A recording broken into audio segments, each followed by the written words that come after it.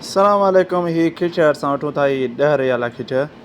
असां चयो चती हणे ॾेखार असांखे अधु विच विच में कटे ॾेखार। ही कटे ॾेखारींदो खिच। ही छुरी आहे यमनी खपाइनि था। रोड में ॾिठासीं असांखे शौक़ु थियो आहे छांई जो अंगूर वारा घणा घणा सामान खपाइनि था हिते। ही माना बिगाले खां ॿिए जॻह तां वठंदासीं 20 रियाल। ही कतल तमर खजूर, तमर अरबी में चवनि था खजूर, ही अंगूर, ही हर चीज़ सस्ते में ॾियनि था। सुठा चीज़ आहिनि। ही किठ वाह माशाल्लाह ॻाढ़ो निकितो आहे।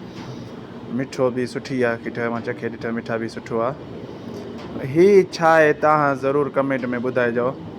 इन जा अंदरि माना खोलंदे ईअं निकिरे थो माना खल लाहे खपाइनि था। इहा 5 रियाल माना दॿो हिकिड़ो। ही यमनी वारा कारो कमु करनि था। असां मां लथासीं हिते गाॾी खां वरितासीं किठ।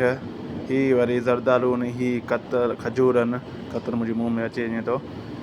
ही दॿे माना 5 रियाल। ही एतिरा खपाइनि था। तव्हांखे वरी ॾेखारियूं था। ही असां रस्ते में बीठासीं ॾींहं थपे माना 12 ॾींहं जा थियनि था। ॾींहं बि एतिरो गर्म आहे।